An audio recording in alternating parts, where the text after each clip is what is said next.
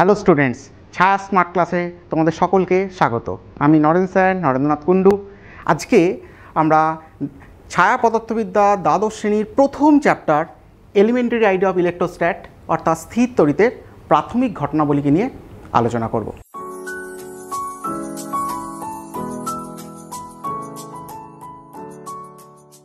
প্রথমে জানতে হবে স্থির তড়িৎ কথাটা এলো কোথা থেকে। স্থির তড়িৎ কথাটা দুটো কথা সমন্বয়ে তৈরি হয়েছে, একটা স্থির, একটা হচ্ছে তড়িৎ। অর্থাৎ তড়িৎ বা তাড়িতিক ঘটনা কোনো স্থির আধানের জন্য যখন তৈরি হচ্ছে তখন যে ফিনোমেনা বা যে ঘটনাবলী আমরা দেখতে পাবো সেটাই হচ্ছে কি স্থির তড়িতের বিষয়বস্তু। অর্থাৎ মোদ্দা কথা হচ্ছে এটাই যে স্থির আধানের জন্য তার চতুর্দিকে যে তাড়িতিক ঘটনাবলী আমরা দেখতে পাবো সেটাই আমরা স্থির তড়িৎ বিজ্ঞানে আমরা কিন্তু কি আলোচনা করছি। তো স্থির তড়িৎ বিজ্ঞানে আলোচনা করতে গিয়ে আমি কি কথাটা বললাম না স্থির আধান কথাটা বললাম। তাহলে আমাদের প্রথম জানতে হবে কি তড়িৎ আধান কি জিনিস। তো তড়িৎ আধান কিছুই নয়, এটা একটা ধর্ম, যে ধর্মের জন্য কি হয় না তাড়িতিক বল অনুভূত হয়। অর্থাৎ স্থির আধান বা আধান এক্ষেত্রে কি হয় না তাড়িতিক বলকে কিন্তু আমাদের কাছে কিন্তু কি দেয়। অর্থাৎ দুটো আধানের মধ্যে কিন্তু কি তাড়িতিক বল কিন্তু কি কাজ করে। অর্থাৎ আধান ছাড়া কিন্তু অন্য কোনো কিছুর মধ্যে কিন্তু কি তাড়িতিক বল কিন্তু কি কাজ করবে না। অর্থাৎ আমরা তড়িৎ আধান বলতে এটাই বোঝাতে চাইছি যে এমন দুটো পার্টিকেল বা এটি একটি এমন ধর্ম যে ধর্মের কারণের জন্য দুটি বস্তু বা দুটি পার্টিকেল পরস্পরের প্রতি কী করবে না তাড়িতিক বল কিন্তু কি দেবে। তো আমরা মোটামুটিভাবে প্রত্যেকেই জানি যে আধান কত রকমের না দু রকমের, একটা হচ্ছে ধনাত্মক আধান, একটা হচ্ছে কি ঋণাত্মক আধান। ধনাত্মক আধান দুটি ধনাত্মক আধান পরস্পরকে কি করে না বিকর্ষণ করবে, দুটো ঋণাত্মক আধানও পরস্পরকে কী করবে বিকর্ষণ করবে, কিন্তু একটা ধনাত্মক আধান একটা ঋণাত্মক আধান পরস্পরকে কিন্তু কি আকর্ষণ করবে। অর্থাৎ সম আধান পরস্পরকে বিকর্ষণ করছে আর বিপরীত আধান পরস্পরকে কিন্তু কি আকর্ষণ করছে। তো আধান আমরা তো দেখলাম, তা আধান কেমন ধরনের ফিজিক্যাল কোয়ান্টিটি বা কেমন ধরনের ভৌত রাশি? আধান হচ্ছে একটা কি স্কেলার রাশি। অর্থাৎ এই রাশির শুধুমাত্র কি আছে মান আছে, কোনো ডাইরেকশন নেই, তাই এটা কি স্কেলার রাশি। আধান যেহেতু এটা একটা ফিজিক্যাল কোয়ান্টিটি তাহলে অবশ্যই কি থাকবে, এর একটা ইউনিট থাকবে, এর একটা কি থাকবে না ডাইমেনশনও থাকবে, অর্থাৎ কি মাত্রাও থাকবে। তো ইউনিট বলতে আমরা জেনারেলি দুটো ইউনিটকে আমরা ফিজিক্সের ক্ষেত্রে কিন্তু ইউজ করে থাকি, যদিও তিনটে ইউনিট ইউজ করে থাকি, এসআই ইউনিট, সিজিএস ইউনিট এবং এফপিএস ইউনিট। তো এক্ষেত্রে আমরা যেহেতু সব থেকে বেশি ইউজড হচ্ছে এসআই ইউনিট এবং সিজিএস ইউনিট, তো আমরা সেই দুটো ইউনিটকেই জানব। তড়িৎ আধানের এসআই ইউনিট কি না এসআই ইউনিট হচ্ছে কি কুলম, আর সিজিএস ইউনিট কি না সিজিএস ইউনিট হচ্ছে কি স্ট্যাট কুলম। অর্থাৎ আধান বা তড়িৎ আধানের এসআই ইউনিট কুলম এবং সিজিএস ইউনিট আমরা কি বলছি না স্ট্যাট কুলম। আর তড়িৎ আধানের মাত্রা যদি আমরা দেখি তাহলে সেই মাত্রা কি বলবো না সেই মাত্রাকে বলা হবে আই টি দিয়ে আমরা কিন্তু কি তড়িৎ আধানের মাত্রাকে কিন্তু কি প্রকাশ করব। এখন তোমরা প্রশ্ন করতে পারো স্যার হঠাৎ করে আইটিটা আপনি কেন লিখলেন? অ্যাকচুয়ালি এই আইটি এটাকে বুঝতে গেলে কারেন্ট বা তড়িৎকে কিন্তু কি জানতে হবে। তড়িতের সংজ্ঞাতে বলা হচ্ছে যে I equal to Q by কত না টি। অর্থাৎ একক সময় কোনো পরিবাহীর মধ্য দিয়ে যে কোনো প্রস্থচ্ছেদের মধ্য দিয়ে যে পরিমাণ আধান যায় তাকেই আমরা কি বলছি না কারেন্ট বা তড়িৎ প্রবাহ বলে থাকি। তাহলে আধান ইকুয়াল টু আমরা কত বলতে পারি আই ইন্টু কত টি বলতে পারি। তো যেহেতু আধান charge Q equal to IT বলতে পারি, আয়ের ডাইমেনশনকে আমরা আই দিয়ে লিখেছি এবং টাইমের ডাইমেনশনকে আমরা কি লিখেছি না ক্যাপিটাল টি দিয়ে কিন্তু কি লিখেছি। ওকে, এবার আমরা নেক্সট টপিকে চলে যাই। এবার আমরা চলে আসবো স্থির তড়িৎ শ্রেণী বা ইলেকট্রোস্ট্যাটিক সিরিজ। ইলেকট্রোস্ট্যাটিক সিরিজ কি জিনিস? এই ইলেকট্রোস্ট্যাটিক সিরিজকে বুঝতে গেলে আমাদের কি করতে হবে না একটুখানি ইলেকট্রোস্ট্যাটিক ফিনোমেনা আমরা কিভাবে পাচ্ছি সেটাকে একটু জানতে হবে।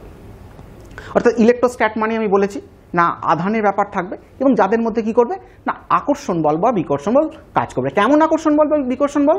না তাড়িতিক আকর্ষণ বল বা তাড়িতিক বিকর্ষণ বল কিন্তু কি কাজ করবে।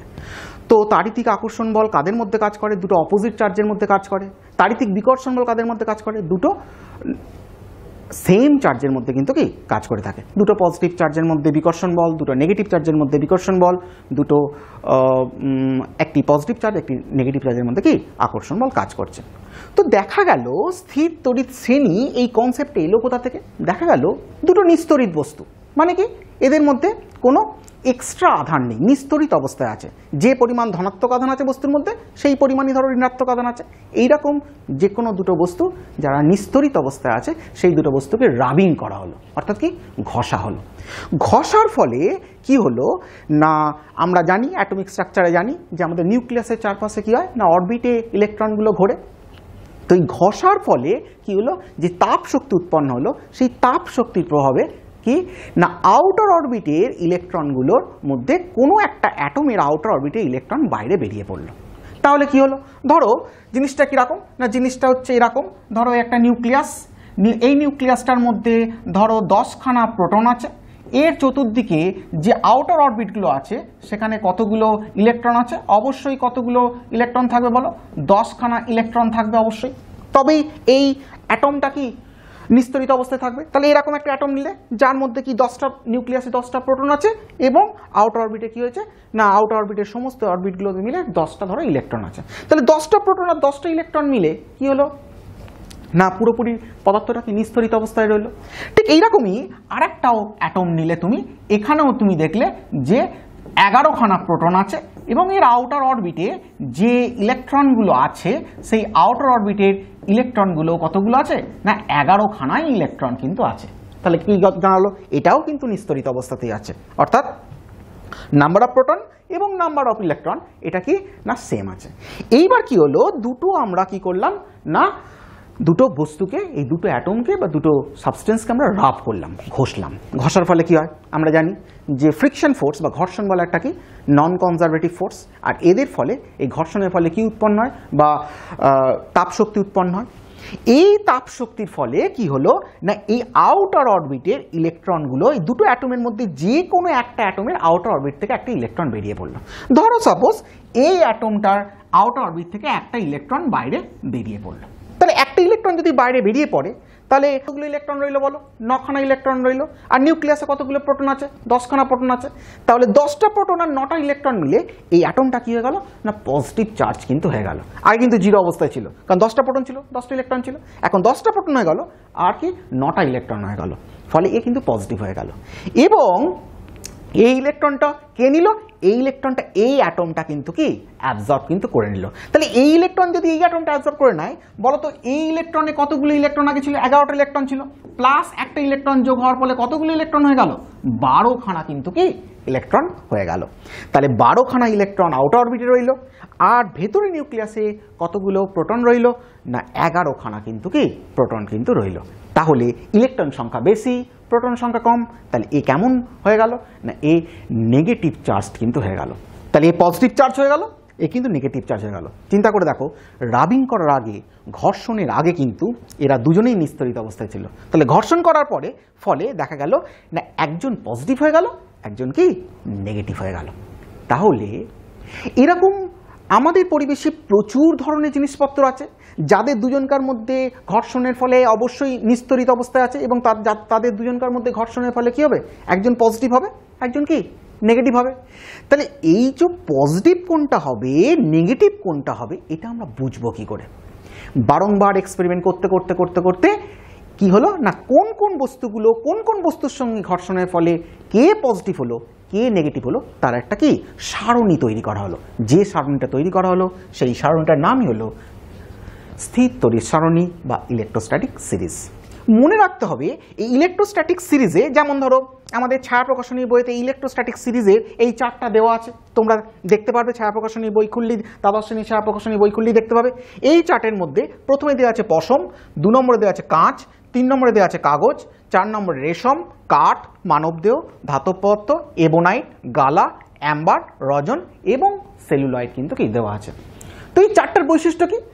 এই চারটার বৈশিষ্ট্য হচ্ছে এই চার্টের উপরে যে থাকবে ঘর্ষণের ফলে সে ধনাত্মক তড়িৎগ্রস্ত হবে, আর যে নিচে থাকবে সে ঘর্ষণের ফলে কি হবে না ঋণাত্মক তড়িৎগ্রস্ত হবে। অ্যাজ ফর এক্সাম্পল, যদি তুমি পশমকে কাঁচ দিয়ে ঘষো তাহলে পশম কি হবে, ওপরে আছে তাহলে পজিটিভ হবে, কাঁচ কি হবে না নিচে আছে নেগেটিভ হবে। আবার তুমি ওই কাঁচ কি কাগজ দিয়ে ঘষো তাহলে কাঁচ তখন কি হবে, ওপরে যেহেতু আছে ও পজিটিভ হবে, কাগজ কিন্তু কি হবে বলো নেগেটিভ হয়ে যাবে। অর্থাৎ ইলেকট্রোস্ট্যাটিক সিরিজ থেকে আমরা বুঝতে পারবো যে যে কোনো দুটো বস্তুকে ঘর্ষণের ফলে কে পজিটিভ হচ্ছে এবং কে নেগেটিভ হচ্ছে। তোমাদের এখানে একটা জিনিস আমি বলতে মিস করে গেলাম। কি মিস করলাম, যে তোমরা প্রশ্ন আমাকে করতেই পারো যে স্যার এই ইলেকট্রন ছাড়বে কেন আর এই বা ইলেকট্রন গ্রহণ করবে কেন, দুজনকেই তো ঘষা হয়েছে, তো দুজনের ক্ষেত্রেই তো তাপশক্তি উৎপন্ন হয়েছে, যে দুজনের ক্ষেত্রেই তাপশক্তি উৎপন্ন হয়, একটা অ্যাটমের আউটার অরবিট থেকে স্যার ইলেকট্রন বেরিয়ে গেল, আর একটা অ্যাটমের আউটার অরবিটে ইলেকট্রন ঢুকলো, তাহলে কেন এই ইলেকট্রন বেরোলো আর কেনই বা ইলেকট্রন ঢুকলো, এটা আমাদের কিন্তু কি বুঝতে হবে।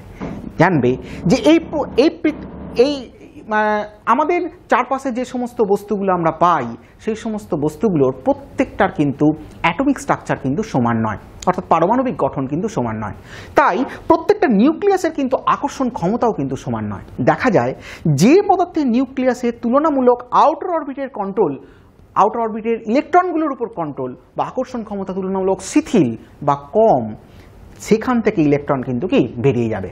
আর যে অ্যাটমের ক্ষেত্রে আকর্ষণ ক্ষমতা, নিউক্লিয়াসের আকর্ষণ ক্ষমতা কার উপর না আউটার অরবিটে থাকা ইলেকট্রনগুলোর আকর্ষণ ক্ষমতা তুলনামূলক বেশি, সেখানে গিয়ে কি করবে ইলেকট্রনটা কিন্তু কি প্রবেশ করবে। অর্থাৎ কে ইলেকট্রন ছাড়বে আর কে ইলেকট্রন গ্রহণ করবে সেটা সম্পূর্ণরূপে ওই দুটো অ্যাটমের যে নিউক্লিয়াস আছে তার আউটার অরবিটে থাকা ইলেকট্রনগুলোর উপর আকর্ষণ ক্ষমতার উপর কিন্তু কি নির্ভর করবে। যাই হোক, আমরা এইভাবে বিভিন্ন পদার্থগুলোকে এক্সপেরিমেন্ট করে করে করে করে আমরা তার একটা কি সারণী তৈরি করেছি, যে সারণীতে আমরা এইভাবেই বুঝিয়েছি যে উপরেতে যে থাকবে সে ধনাত্মক হবে এবং নিচে যে থাকবে সে কি ঋণাত্মক হবে। তাহলে আশা করি আমরা স্থির তড়িৎ শ্রেণী বা ইলেকট্রোস্ট্যাটিক সিরিজ আমরা কি বুঝতে পেরেছি। ওকে, তো আমরা নেক্সট টপিকে চলে যাই। এরপরে চলে আসি বিকর্ষণী তড়িৎগ্রস্ততার চূড়ান্ত প্রমাণ, মোস্ট ইম্পর্টেন্ট পার্ট। ইলেকট্রোস্ট্যাটের এই টার্মটা কিন্তু খুব ইম্পর্টেন্ট, অর্থাৎ repulsion is the conclusive test of electrification. কেন এটা বলা হলো, এর কারণ বুঝতে গেলে তোমাদের একটা জিনিস তোমাদের আমি বলি। ধরো মধ্যিখানে কোনো নাম্বার সিস্টেমের মধ্যিখানে কে থাকে, জিরো থাকে। নাম্বার সিস্টেমের এদিকে কে থাকে, মাইনাস থাকে, আর এদিকে কে থাকে বলো না প্লাস থাকে, কি তাই তো? আচ্ছা, প্লাস কাকে অ্যাট্রাক্ট করবে আমরা জানি না, মাইনাসকে অ্যাট্রাক্ট করবে এটা আমরা জানি, কিন্তু মনে রাখতে হবে প্লাস কিন্তু মাইনাসকে অ্যাট্রাক্ট করবে শুধু নয়, প্লাস দুজনকেই অ্যাট্রাক্ট করতে পারে, জিরোকেও অ্যাট্রাক্ট করতে পারে আর মাইনাসকেও অ্যাট্রাক্ট করতে পারে। প্লাসের কাছে জিরো কিন্তু কি হিসাবে কাজ করবে না ঋণাত্মকতা হিসাবে কিন্তু কি কাজ করবে। ঠিক একইভাবে মাইনাস কিন্তু কাকে কাকে অ্যাট্রাক্ট করতে পারে, প্লাসকেও অ্যাট্রাক্ট করতে পারে, আবার কি জিরোকেও অ্যাট্রাক্ট করতে পারে। অর্থাৎ মাইনাসের কাছে প্লাস যেমন অবশ্যই প্লাস, কিন্তু জিরোকেও মাইনাস কি করবে প্লাসের মতন হিসাবে কিন্তু কি ভেবে নেবে। অর্থাৎ মাইনাস জিরোকেও অ্যাট্রাক্ট করে, মাইনাস প্লাসকেও অ্যাট্রাক্ট করে, আর ঠিক একইভাবে প্লাস মাইনাসকেও অ্যাট্রাক্ট করে, প্লাস কিন্তু কি জিরোকেও অ্যাট্রাক্ট করে। এবার দেখো কেন বললাম বিকর্ষণী তড়িৎগ্রস্ততার চূড়ান্ত প্রমাণ। ধরো সাপোজ এই একটা বস্তুর কাছে তুমি একটা কি করলে না ধনাত্মক আধানে আহিত একটা বস্তুকে নিয়ে এলে, অর্থাৎ এই বস্তুটা পজিটিভলি চার্জড হয়ে আছে, এই বস্তুটা ধরো পজিটিভলি চার্জ হয়ে আছে, এইরকম একটা বস্তুকে এরকম একটা বস্তুর কাছে নিয়ে এলে, ওকে হয়েছে। তাহলে এই বস্তুটা তড়িৎগ্রস্ত কিনা আমরা আকর্ষণ দিয়ে কিন্তু বুঝতে পারবো না, ওই জন্যই বলেছি বিকর্ষণী তড়িৎগ্রস্ততার চূড়ান্ত প্রমাণ। কেন আকর্ষণ দিয়ে বুঝতে পারবো না, এই প্লাস এ যদি নিস্তরিত অবস্থায় থাকে তাহলে এই প্লাস একে অ্যাট্রাক্ট করবে, আমি বলেছি প্লাস জিরোকেও অ্যাট্রাক্ট করে, তাহলে এই প্লাস জিরোকে কিন্তু অ্যাট্রাক্ট করবে। আবার এ যদি তড়িৎগ্রস্ত অবস্থাতেও থাকে, তড়িৎগ্রস্ত মানে কি এই যদি ঋণাত্মক অবস্থাতেও থাকে, তাহলেও কিন্তু এই প্লাস কিন্তু একে কি করবে অ্যাট্রাক্ট করবে। তাহলে এই প্লাস জিরোকেও অ্যাট্রাক্ট করছে, এই প্লাস মাইনাসকেও অ্যাট্রাক্ট করছে। তাহলে বলো তুমি এই বস্তুটা জিরো না মাইনাস আকর্ষণ ক্ষমতা বা আকর্ষণ বল দিয়ে কি তুমি বুঝতে পারবে? উত্তর হচ্ছে পারবে না, কারণ এ যেহেতু দুজনকেই অ্যাট্রাক্ট করছে, সেই অর্থাৎ এই বস্তুটা নিস্তরিত হতে পারে, আবার এই বস্তুটা কি হবে না বিপরীত আধানে আহিত বস্তু হতে পারে। কিন্তু যদি কোনোভাবে বিকর্ষণ করে, বিকর্ষণ কাকে করবে না কোনো একটা ধনাত্মক আধানে আহিত বস্তুকেই শুধুমাত্র কি করবে বিকর্ষণ করবে। তাহলে যদি একে বিকর্ষণ করে, তুমি শিওর হয়ে যাবে এ অবশ্যই কি ধনাত্মক আধানে আহিত বস্তু, কারণ কখনোই প্লাস জিরোকে বা নিস্তরিত বস্তু কিন্তু বিকর্ষণ করতে পারে না, ধনাত্মক আধানে আহিত বস্তুকে কিন্তু কি বিকর্ষণ করতে পারে। তাহলে বিকর্ষণ যখনই করবে তুমি শিওর হয়ে যাবে এ অবশ্যই কি না তড়িৎগ্রস্ত বস্তু। কেমন আধানে তড়িৎগ্রস্ত বস্তু না প্লাস আধানে কিন্তু কি তড়িৎগ্রস্ত বস্তু।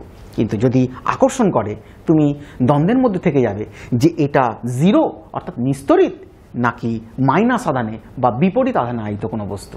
এই কারণের জন্যই বলা হচ্ছে বিকর্ষণই তড়িৎগ্রস্ততার কি চূড়ান্ত প্রমাণ। আমাদের ক্লাস 12-এ এই প্রশ্নটা কিন্তু পরীক্ষাতে কিন্তু খুবই কিন্তু আসে। ওকে, তো নেক্সট টপিকে আমরা চলে যাই। তড়িতের ইলেকট্রনীয় তত্ত্ব। তড়িতের ইলেকট্রনীয় তত্ত্ব অলরেডি আমি বলে দিয়েছি। এই তত্ত্বের মূল কথা কি? মূল কথা হচ্ছে এটাই, কোনো নিস্তরিত বস্তু থেকে যদি ইলেকট্রন বেরিয়ে যায় তাহলে সে কি হয়ে যাবে না ধনাত্মক আধানে আহিত হয়ে যাবে। কোনো নিস্তরিত বস্তুর মধ্যে যদি ইলেকট্রন প্রবেশ করে সে কি হবে না ঋণাত্মক আধানে কিন্তু কি আহিত হবে, যেটা আমি এই কিছুক্ষণ আগে না ঘর্ষণের মাধ্যমে আমি কিন্তু কি বোঝানোর চেষ্টা করলাম। অর্থাৎ যেটা ইলেকট্রোস্ট্যাটিক ফিনোমেনাতে দেখা যায় যে দুটো বস্তুকে ঘর্ষণ করলে, দুটো নিস্তরিত বস্তুর মধ্যে যদি ঘর্ষণ করা হয় তাহলে একজন পজিটিভ হবে, একজন নেগেটিভ হবে।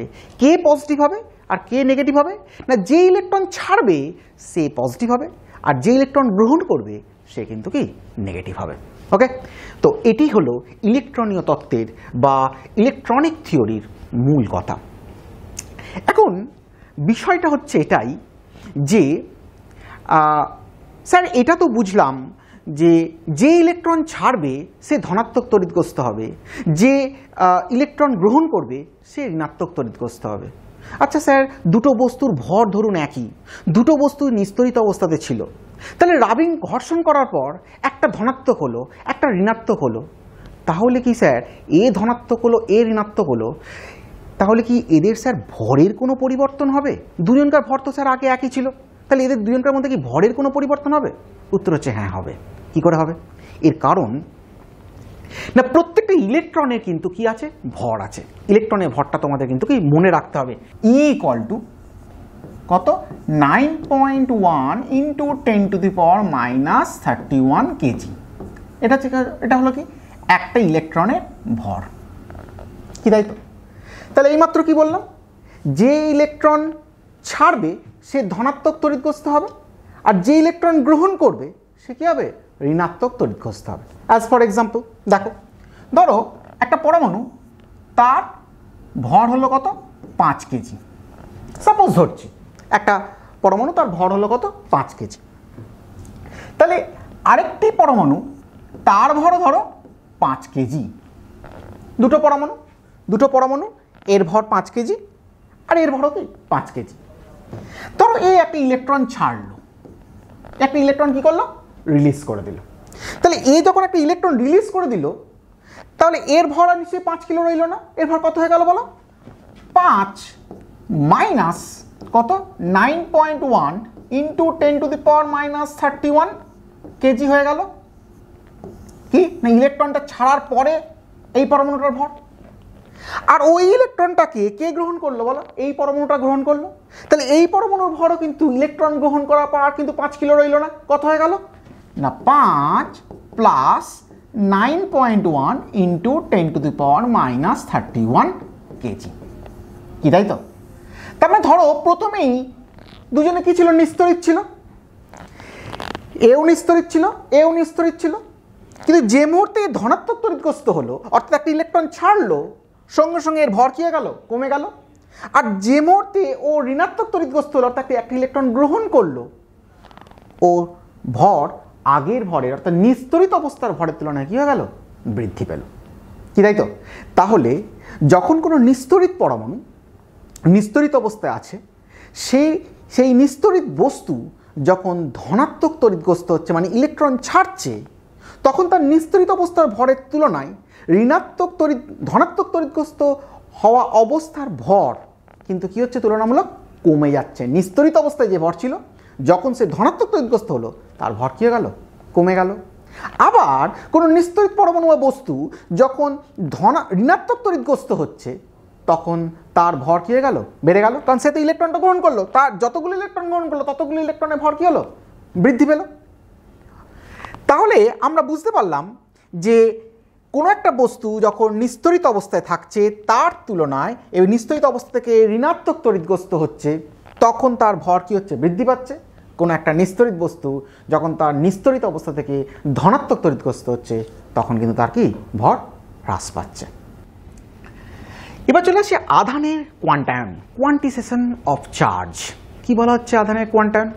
বলছি এই ইউনিভার্সের মধ্যে যে কোনো বস্তুর মধ্যে কি হবে না, আধান সবসময় একটা ন্যূনতম আধানের অখণ্ড গুণিতক হবে, অর্থাৎ ইন্টিগ্রাল মাল্টিপল হবে। কি বললাম? কোনো বস্তুর মধ্যে আধান সবসময় কি হবে, একটা ন্যূনতম আধানের কি হবে না, ইন্টিগ্রাল মাল্টিপল হবে বা অখণ্ড গুণিতক হবে। সেই ন্যূনতম আধানটার মান কত? সেই ন্যূনতম আধানটার মানই হচ্ছে একটি ইলেকট্রনের আধান। একটি ইলেকট্রনের আধান কত? E = 1.6 × 10⁻⁻19 coulomb. বলা হচ্ছে যে কোনো বস্তুর মধ্যে ন্যূনতম এই পরিমাণ আধান থাকতে পারে, এর থেকে কম পরিমাণ আধান কোনো বস্তুর মধ্যে থাকা সম্ভব নয়। এবং আরও বলা হচ্ছে যে শুধু এই পরিমাণ আধান থাকতে পারে নয়, কোনো বস্তুর মধ্যে আধান এই সংখ্যাটা ইনটু সাম ইন্টিজার, অর্থাৎ কোনো অখণ্ড সংখ্যার কিন্তু কি গুণিতক কিন্তু কি হবে। কখনোই 1.5খানা ইলেকট্রন বা 1.25খানা ইলেকট্রন বা 3.5খানা ইলেকট্রন কিন্তু কোনো বস্তুর মধ্যে থাকতে পারে না। থাকতে গেলে কটা ইলেকট্রন থাকতে হবে? হয় একটা থাকতে হবে, নয়তো দুটো থাকতে হবে, নয়তো 3টে থাকতে হবে, নয়তো 4টে থাকতে হবে, নয়তো 5টা থাকতে হবে, বা এনিথিং এলস। অর্থাৎ সংখ্যাটা কিন্তু কি অখণ্ড হতে হবে। এই সংখ্যাটাকে কিন্তু কি এর কিন্তু কখনোই ফ্র্যাকশন মাল্টিপল বা ভগ্নাংশ গুণিতক কিন্তু কি হবে না। ওই জন্যই দেখবে আমাদের ছায়া প্রকাশনী বইতে এই জায়গাটাকে মার্ক করা আছে, আধানের কোয়ান্টায়ন চ্যাপ্টারেতেই মার্ক করা আছে Q = ±NE। এনটা কি একটা অখণ্ড সংখ্যা। যদি 5খানা ইলেকট্রন থাকে তাহলে n এর ভ্যালু 5 হবে, সেই ঋণাত্মক তড়িৎগ্রস্ত হবে। যদি 5খানা ইলেকট্রন কম থাকে তখন সে কী হবে, সেখানেও n এর ভ্যালু 5, সেখানে তার আধান কী হবে না +5e হয়ে যাবে, সে কিন্তু কি ধনাত্মক তড়িৎগ্রস্ত হয়ে যাবে। অর্থাৎ আধানের কোয়ান্টায়নের মূল কথাই হচ্ছে যে কোনো বস্তুর মধ্যে আধান সবসময় ইলেকট্রনের আধানের মানের সবসময় কী হবে, অখণ্ড গুণিতক কিন্তু কি হবে। আশা করি আমরা আধানের কোয়ান্টায়ন জিনিসটা কি বুঝতে পেরেছি। নেক্সট টপিকে চলে যাই। ইলেকট্রনীয় তত্ত্বের সাহায্যে ঘর্ষণজাত তড়িতের ব্যাখ্যা। দেখো, ইলেকট্রনীয় তত্ত্ব মানেই সেই প্রথমকার জিনিস, অর্থাৎ যে জিনিসটা আমি প্রথমেই আলোচনা করেছিলাম যে ইলেকট্রনীয় তত্ত্বের সাহায্যে ঘর্ষণজাত তড়িতের ব্যাখ্যা। ঘর্ষণ দিয়েই কিন্তু আমি ব্যাখ্যাটা কিন্তু কি শুরু করেছিলাম। পুনরায় বলি, যেহেতু টপিকটাকে আবার পুনরায় দেওয়া হয়েছে, explanation of frictional electricity on the basis of the electronic theory. দুটো বস্তুকে, যেমনটা বললাম, দুটো বস্তুকে যখন ঘষা হচ্ছে, যে তাপ শক্তি উৎপন্ন হচ্ছে, সেই তাপ শক্তির ফলে যে ইলেকট্রনগুলোর নিউক্লিয়াস দ্বারা যে ইলেকট্রনগুলোর উপর আকর্ষণ ক্ষমতা খুব কম, সেই তাপ শক্তি, ঘর্ষণের ফলে উৎপন্ন তাপ শক্তি সেই ইলেকট্রনগুলোকে টেনে বাইরে বার করে দিচ্ছে, অ্যাটমটা ধনাত্মক তড়িৎগ্রস্ত হয়ে যাচ্ছে। আর যে অ্যাটমের নিউক্লিয়াসের বাইরের ইলেকট্রনগুলো বা আউটার অরবিটাল ইলেকট্রনগুলোর উপর আকর্ষণ ক্ষমতা বেশি, সেই ইলেকট্রনটাকে গ্রহণ করে নিচ্ছে, ফলস্বরূপ সে ঋণাত্মক কিন্তু হয়ে যাচ্ছে। অর্থাৎ ঘর্ষণের ফলে যে তাপ উৎপন্ন হচ্ছে, এই তাপ শক্তির কারণের জন্যই আউটার অরবিট থেকে একটা ইলেকট্রন বেরিয়ে পড়ছে কোনো অ্যাটমের, আবার কোনো অ্যাটমের আউটার অরবিটে একটা ইলেকট্রন কিন্তু কি ঢুকে পড়ছে, এবং সে যেখানে ইলেকট্রন যাচ্ছে সে কি হচ্ছে না ঋণাত্মক তড়িৎগ্রস্ত হচ্ছে, আর যে ইলেকট্রন হারাচ্ছে, যে অ্যাটমের অরবিট থেকে ইলেকট্রন বেরিয়ে যাচ্ছে, সে কিন্তু কি ধনাত্মক তড়িৎগ্রস্ত কিন্তু কি হয়ে পড়ছে। তো আমরা এর পরের পার্টে চলে যাই। এরপর হচ্ছে তড়িৎ আধানের নিত্যতা সূত্র। দেখো, এই নিত্যতা সূত্র, কনজারভেশন প্রিন্সিপাল, এটা আমরা অনেক আগে থেকেই পড়েছি। কি পড়েছিলাম না, ভরের নিত্যতা সূত্র পড়েছিলাম। সেখানে বলতে গিয়ে বলেছিলাম যে এই ইউনিভার্সে বা এই বিশ্ব ব্রহ্মাণ্ডের মধ্যে মোট ভর সর্বদা ধ্রুবক থাকে, ভরের সৃষ্টি হয় না, ধ্বংস হয় না। এখানেও ঠিক সেরকমই জিনিস, এটা হচ্ছে আধানের নিত্যতা সূত্র, কনজারভেশন প্রিন্সিপাল অফ চার্জ। এখানেও ঠিক একই কথা বলা হচ্ছে যে এই মহাবিশ্বে মোট আধানের পরিমাণ কিন্তু ধ্রুবক, আধানের সৃষ্টি হয় না, ধ্বংস হয় না। অর্থাৎ আধান সবসময় কি হয়, এক জায়গা থেকে অন্য জায়গায় কি হতে পারে, শুধুমাত্র ট্রান্সফার কিন্তু হতে পারে। অর্থাৎ যদি আমরা এটাকে ভাষায় প্রকাশ করি, দেখবে এই আধানের নিত্যতা সূত্রটা আমাদের ছায়া প্রকাশনী বইতে খুব সুন্দর করে ভাষাতে প্রকাশ করা আছে যে কোনো বিচ্ছিন্ন সংস্থার আধান সর্বদা কিন্তু কি ধ্রুবক অবস্থায় থাকে। আধান কখনোই কিন্তু সৃষ্টি করা যায় না, আধান কিন্তু কখনোই ধ্বংস করা যায় না। কোনো বিচ্ছিন্ন সংস্থার এক অংশ থেকে আধান অন্য অংশের মধ্যে শুধুমাত্র কি হতে পারে না, ট্রান্সফার কিন্তু কি হতে পারে, অর্থাৎ স্থানান্তর কিন্তু কি ঘটতে পারে। হয়েছে? তাহলে আধানের নিত্যতা সূত্রের ব্যাপারটা আশা করি আমরা বুঝতে পেরেছি। এরপর চলে আসি পরবর্তী টপিকে, পরিবাহী, অন্তরক এবং অপরিবাহী, অর্থাৎ conductor, insulator and non conductor. দেখো হেডিংটা পরিবাহী, অন্তরক বা অপরিবাহী, কন্ডাক্টর আর ইনসুলেটর বা নন কন্ডাক্টর হলেও এখানে কিন্তু আরও দুটো টার্ম যুক্ত হবে। আমাদের ছায়া প্রকাশনীর বইতে এটা হেডিংয়ের মধ্যে নেই, ভেতরের মধ্যে কিন্তু কি দেওয়া আছে।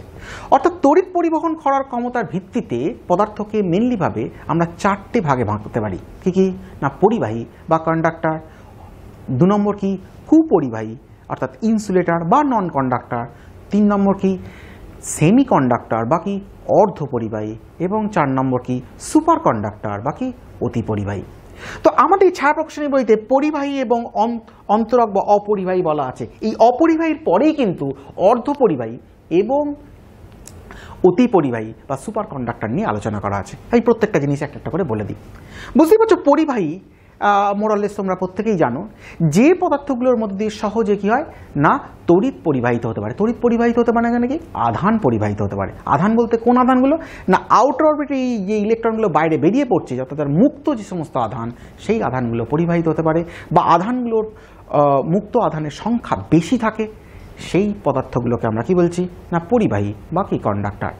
যেমন এর এক্সাম্পল তো আমরা অনেক পাই, যেমন কপার, যেমন হচ্ছে সিলভার, যেমন হচ্ছে আয়রন, এগুলো কি সবাই পরিবাহী বা সুপরিবাহী বা কি কন্ডাক্টর। এদের মধ্যে মুক্ত ইলেকট্রন, এদের অ্যাটমগুলোর মধ্যে মুক্ত ইলেকট্রনের সংখ্যা বেশি থাকে, অর্থাৎ আধান পরিবহন করার জন্য মুক্ত ইলেকট্রনের সংখ্যা কিন্তু কি বেশি থাকে এদের মধ্যে। কুপরিবাহী পদার্থ বা অপরিবাহী পদার্থ কি জিনিস? কুপরিবাহী পদার্থ বা অপরিবাহী পদার্থ মানে এরম নয় যে তাদের মুক্ত ইলেকট্রন থাকে না, তা কিন্তু নয়। মুক্ত ইলেকট্রন থাকে কিন্তু যথেষ্ট পরিমাণে থাকে না, অর্থাৎ অত্যন্ত কম পরিমাণে থাকে। যে পরিমাণে থাকলে তাদের মধ্যে তড়িৎ শক্তি পরিবহন করার ক্ষমতা থাকে না, সেই সংখ্যায় কিন্তু কি থাকে। অর্থাৎ কুপরি পদার্থের মধ্যেও কিন্তু মুক্ত ইলেকট্রন থাকে বা নাও থাকতে পারে, নাও থাকার সম্ভাবনাটা খুবই কম, অবশ্যই থাকে, কিন্তু এতটাই অল্প পরিমাণে থাকে সে কিন্তু তড়িৎ পরিবহন কিন্তু কি করতে পারে না। এই ধরনের পদার্থগুলোকে আমরা কি বলছি, কুপরিবাহী পদার্থ, ইনসুলেটর বা কি নন কন্ডাক্টর। ইনসুলেটর বা নন কন্ডাক্টরের উদাহরণ আমরা তো জানি, কাঠ একটা ইনসুলেটর বা নন কন্ডাক্টর, প্লাস্টিক, এগুলো কি ইনসুলেটর বা কি নন কন্ডাক্টর, যাদের মধ্যে দিয়ে তড়িৎ কিন্তু পরিবহন হতে পারে না। এরপরে যে কথাটা উল্লেখ করা নেই সেটা হচ্ছে অর্ধপরিবাহী। কি বলা হচ্ছে না, অর্ধ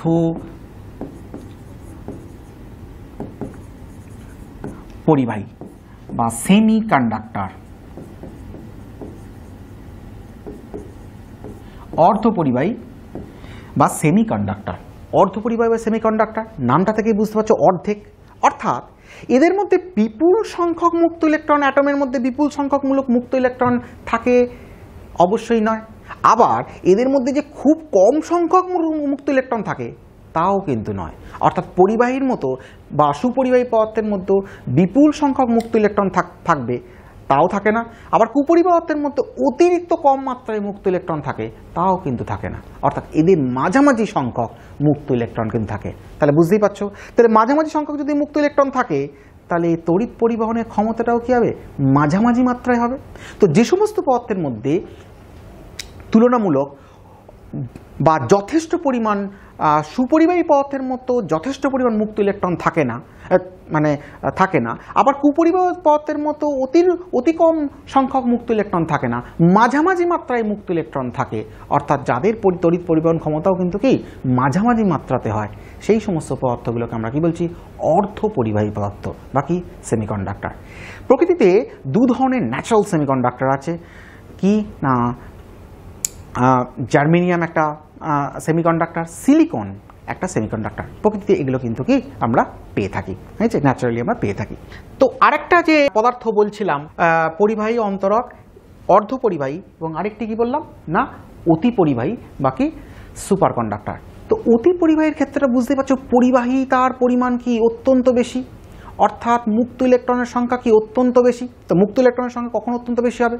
তোমরা জানো যে অ্যাটমিক স্ট্রাকচারের নিউক্লিয়াসের চারপাশে ইলেকট্রনগুলো ঘোরে।